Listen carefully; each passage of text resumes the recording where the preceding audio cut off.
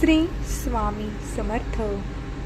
स्वामी आपल्या सर्व चांगल्या इच्छा पूर्ण करोत एवढी स्वामी चरणी प्रार्थना. जे भक्त हे प्राचीन रहस्य 3 मिनिटे ऐकतील त्यांना पुत्रप्राप्ती होईल आणि सर्व इच्छा भगवान विष्णू पूर्ण करतील. एकदा देवी सरस्वती ब्रह्मदेवताकडे येते आणि त्यांना विचारू लागते, हे परमेश्वरा, तू हे विश्व निर्माण केले आहेस ना. तू अनेक ऋषीमुनींना तुझ्या मनातून आणि शरीराच्या विविध अंगांनी प्रकट केले आहेस आणि अनेक सुंदर कृपापूर्ण अप्सरा, गंधर्व आणि देवताही प्रकट केल्या आहेत. तू स्त्रियांना सौंदर्य आणि खेळकरपणा दिला आहेस, पण हे परमेश्वरा, गर्भधारणा फक्त स्त्रियांमध्येच का होते? जगात फक्त महिलाच गर्भधारण का करतात? यामागे काय कारण आहे? हा त्रास फक्त महिलांनाच का सहन करावा लागतो? तेव्हा ब्रह्माजी असतात आणि म्हणतात, हे देवी, आज तू योग्य प्रश्न विचारला आहेस आणि खरे आहे. गर्भधारणेचे दुःख जगातील सर्व रोग आणि त्रासांपेक्षा मोठे आहे. गर्भधारणादरम्यान महिलांना प्रचंड वेदना होतात. या संदर्भात मी तुम्हाला प्राचीन रहस्य सांगेन, जे तुम्ही काळजीपूर्वक ऐकले पाहिजे. ही कथा ऐकणाऱ्या कोणत्याही स्त्रीला एक अतिशय हुशार आणि देखणा मुलगा प्राप्त होतो. देवी सरस्वती म्हणते, हे परमेश्वरा, मी ही कथा लक्षपूर्वक ऐकेन. कृपया मला ही कथा सांगा. तेव्हा ब्रह्माजी म्हणतात, हे देवी, पुलस्त्य कानातून जन्माला आलेला. पुलस्त्य माझ्या मानसपुत्रांपैकी एक आहे. मी त्याला अनेक प्रकारचे ज्ञान दिले आहे आणि त्यांच्या दिसण्यामागचा हेतू समजावून सांगितला. तेव्हा जगाच्या कल्याणासाठी तपश्चर्या करण्याचे उदात्त कार्य मी त्यांच्यावर सोपवले. माझ्या परवानगीने सत्ययुगात महर्षी पुलस्त्य तपश्चर्या करण्यासाठी पारू पर्वताच्या उंच ठिकाणी गेले. येथे आश्रम बांधल्यानंतर पुलस्त्य यांनी कठोर तपश्चर्या सुरू केली. त्याचवेळी अनेक गंधर्व, देवता, दानव आणि अप्सरा त्या ठिकाणी फिरायला येत असत. सगळ्यांनी पुलस्त्यांकडे बघितल्यावर सगळे त्यांच्याकडे जाण्याचा प्रयत्न करू लागले. त्यांच्या तपश्चर्येत व्यत्यय निर्माण करण्याचा आणि त्याने अनेकदा प्रयत्न केला. खेळ खेळून तिने तपश्चर्या मोडण्याचा प्रयत्न करू लागली. यामुळे त्यांच्या तपश्चर्येत अडथळे निर्माण होऊ लागले. तेव्हा पुलस्त्य संतप्त झाले आणि त्यांनी तेथे उपस्थित सर्व अधिकारी व गंधर्वांना हा इशारा दिला, आजच्या नंतर त्यांच्यासमोर येऊन त्यांच्या तपश्चर्या बाधा आणणारा कोणताही प्राणी गर्भधारण करेल. पुलस्त्य यांचे कठोर शब्द ऐकून संपूर्ण सराय, गंधर्व वगैरे घाबरले आणि घाबरून तेथून पळ काढला. त्याचवेळी हवीरबुवा, ऋषीऋण बिंदूंची कन्या, पर्वताच्या कंधारमध्ये आपल्या आईवडिलांसोबत राहत होती. महर्षी पुलस्त्य काय म्हणाले, हे काय म्हणाले होते की किंवा त्यांनी कोणता श्राप दिला होता हे तिला माहीत नव्हते. मग एके दिवशी आपल्या मैत्रिणींच्या शोधात ती सुमेर पर्वतावरील त्या ठिकाणी गेली, जिथे ऋषी पुलस्त्य तपश्चर्या करत होते. तिच्या मैत्रिणींना हाक मारून त्रिनाबिंदूंची मुलगी महर्षी पुलस्त्य यांच्या आश्रमात पोहोचली. हवीरबुवा यांची मुलगी येऊन महर्षी पुलस्त्यासमोर उभी राहिली. तेव्हा त्यांची नजर त्या स्त्रीवर पडली. महर्षी पुलस्त्य यांनी त्या मुलीकडे पाहिले आणि त्यांच्या शापाचा परिणाम तिच्यावर होऊ लागला. लगेचच तिचे शरीर फिके पडू लागले आणि त्या क्षणी ती गरोदर राहिली. अचानक स्वतःच्या शरीरात झालेला असा विचित्र बदल पाहून हवीरबुवा कमालीचे घाबरले. तेवढ्यात तिची मैत्रीण त्या ठिकाणी आली आणि हवीरबुवाने तिला घडलेल्या घटना सांगितल्या. त्यानंतर बुवाचे मित्र तिला तिच्या वडिलांच्या घरी घेऊन गेले आपल्या मुलीचे हे बोलणे ऐकून महर्षी हवीरबुवा यांना खूप वाईट वाटले. आता त्यांनी सर्व गोष्टींचे बारकाईने निरीक्षण केले आणि त्यांना कळले की महर्षी पुलस्त्य यांनी दिलेल्या शापामुळे त्यांची मुलगी गर्भवती झाली आहे. यामुळे तो आपल्या मुलीला घेऊन समोर पर्वतावर गेला.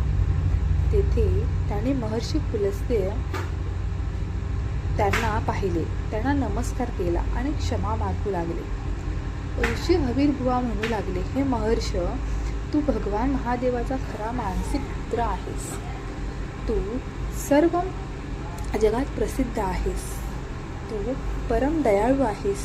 आज माझ्या मुलीने नकळत गुन्हा केला आहे. तू ब्रह्मदेवाचा खरा मानसिक आहेस. तू परम दयाळू आहेस. माझ्या मुलीने नकळत गुन्हा केला आहे. तू काय बोललास होतास ते तिला कळले नव्हते. तुझ्या शापामुळे आज माझी मुलगी गरोदर राहिली आहे. गर्भवती होणारी ती जगातील पहिली महिला आहे. म्हणूनच मुनींवर आता जो माझ्याशी मुलीशी लग्न करेल त्याला कलंक लागेल. म्हणूनच मी तुम्हाला विनंती करतो की तुम्ही माझ्या मुलीचा पत्नी म्हणून स्वीकार करा. आणि माझी मुलगी सर्व गुणांनी परिपूर्ण आहे आणि तिच्या मनात ही चिंताही दोष नाही. तिने नकळत तुमचा शाप स्वीकारला आहे. ती तुमच्या सेवेसाठी सदैव तत्पर असेल. अशा प्रकारे ऋषी महर्षींनी यांना आदरपूर्वक विनंती केली. महामुनी पुलस्त्य ऋषींचा आदर सन्मान आणि स्तुती पाहून अत्यंत आनंद झाला आणि त्यांच्या मुलीला दिलेल्या शापाने ते फार दुःखी झाले. मग त्यांनी ऋषींना अस्वस्थ केले आणि म्हणाले, हे ऋषीच्या स्तुतीने मी अत्यंत प्रसन्न झालो आहे. माझ्या शापामुळे तुझी मुलगी गरोदर राहिली आहे. म्हणूनच मी तुझ्या मुलीला माझी पत्नी म्हणून स्वीकार करतो आणि म्हणूनच तुम्ही आता काळजी करू नका. अशा प्रकारे महर्षी पुलस्त्य यांनी ऋषींची कन्या हवीरबुवा हिला पत्नी म्हणून स्वीकारली. त्यानंतर ऋषींची कन्या महर्षी फुले यांच्यासोबत त्यांच्या आश्रमात राहू लागली आणि रात्रंदिवस त्यांची मनापासून सेवा करू लागली. महर्षी पुलस्त्य ऋषींच्या मुलींची निस्वार्थ सेवा, देशभक्ती आणि भक्ती पाहून खूप प्रसन्न झाले आणि त्यांना म्हणाले, हे देव, तुझ्या सेवेने आणि भक्तीने मी अत्यंत प्रसन्न झालो आहे. म्हणूनच मी तुला माझ्यासारखा मुलगा होण्याचे वरदान देतो. ज्यावेळी तू वेद पठण करत होतो आणि तुम्हीही वेद केले आहे, त्यामुळे तुमचा मुलगा चारही वेदांमध्ये पारंगत होऊन सर्व जगाला वेदांचे ज्ञान देईल. तुझा हा पुत्र विश्व नावाने सर्व जगात प्रसिद्ध होईल. मग काही काळानंतर देवी हवीरबुवाने एक अतिशय प्रतिभावना पुत्राला जन्म दिला. महर्षी पुलस्त्य यांच्या सल्ल्यानुसार त्या पुत्राचे नाव विश्व ठेवले. विश्व हे त्यांचे वडील महर्षी पुलस्त्य यांच्याप्रमाणेच विद्वान, सत्यवादी आणि धर्माचे अनुयायी होते. त्यांची कीर्ती आणि महानता पाहून मय्यर श्री भारद्वाज यांनी त्यांची कन्या हिडवली हिचा विवाह त्यांच्याशी केला. त्यानंतर मुन्नी विश्वाची पत्नी इदरविला हिच्या पोटी एक मुलगा झाला. त्याचे नाव वैश्वान होते. वैश्वानाचे दुसरे नाव कुबेर आहे. कुबेरजींनी महाराजजींनी प्रसन्न करण्याची कठोर तपश्चर्या केली. त्यानंतर कुबेरांच्या तपश्चर्येवर प्रसन्न होऊन महादेवांनी त्यांना वरदान दिले आणि त्यांना उत्तरेचा स्वामी आणि धनाचा प्रमुख बनवले. यासोबतच मनाच्या वेगाने धावणारे पुष्पक विमान कुबेराला सादर करण्यात आले. कुबेरजी संपत्तीचे स्वामी आहेत. गंधमदन पर्वतावर बसलेल्या मालमत्तेचा चौथा भाग आहे फक्त कुबेरजींच्या नियंत्रणात आहे. कुबेरजींना त्या संपत्तीचा 1/16 भाग मानवला दिला. महर्षी विश्ववाच्या दुसऱ्या पत्नीचे नाव कैसी होते. एकदा भगवान शिवाने माता पार्वतीसाठी एक अतिशय सुंदर राजवाडा बांधला, ज्याचे नाव लंका होते. लंकेच्या गृहप्रवेशाला भगवान शिवाने ऋषी विश्वालाही आमंत्रित केले होते. ऋषी विश्व आपल्या पत्नीसह गृहप्रवेशासाठी लंकेला गेले होते.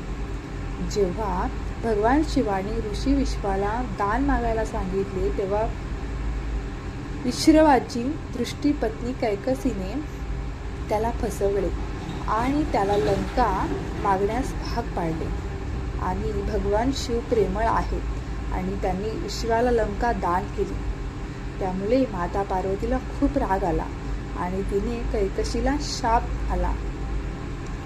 शाप दिला आणि म्हणाली, आज तू माझ्या पतीला ही सोन्याची लंका मागितली आहेस, पण एक दिवस ते तुझीही सुवर्ण लंका जाळून राख करतील.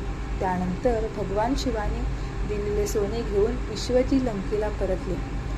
लंका त्यांचा मुलगा कुबेर याला दिली, पण नंतर कैकसीचा मुलगा रावणाने कुबेरांकडून लंका हिसकावून घेतली. पण त्रेतायुगात भगवान शिवाचा अवतार असलेल्या हनुमानाने ती सुवर्ण लंका जाळून राख केली. ब्रह्मदेव म्हणून लागले. हे देवी अशा प्रकारे महर्षी पुलस्त्यांच्या शापामुळे जगातील स्त्रिया गर्भवती होतात. जगातील सर्व स्त्रियांना पुरुषांपेक्षा अधिक सहनशील बनवले आहे. प्रत्येक दुःख सहन करण्याची क्षमता पुरुषांपेक्षा जास्त असते. म्हणूनच मला स्त्री निर्माण करण्यासाठी सर्वात जास्त वेळ लागला आहे. स्त्रियांमध्ये आपुलकी आणि प्रेमाची भावना निर्माण केली, जेणेकरून महिलांना मुलांचे संगोपन करता येईल. या जगात महिलांची तुलना कोणाशीही होऊ शकत नाही. स्त्रिया या जगाचा आधार आहे. म्हणूनच स्त्रीला या जगाची सर्वश्रेष्ठ निर्मिती म्हटले जाते. तर मित्रांनो, स्त्री या जगाचा आधार आहे. निर्मिती अशा प्रकारे महर्षी पुलस्त्यांच्या शापामुळे जगातील स्त्रिया गर्भवती होतात. म्हणून तुम्हाला ही कथा कशी वाटली ते कमेंट करून नक्की कळवा. माहिती आवडल्यास व्हिडिओला लाईक करा. कृपया कमेंटमध्ये हर हर महादेव, श्री स्वामी समर्थ लिहा आणि चॅनलला सबस्क्राईब करायला विसरू नका. सर्वांनी तुमची काळजी घ्या. श्री स्वामी समर्थ. जय जय स्वामी समर्थ.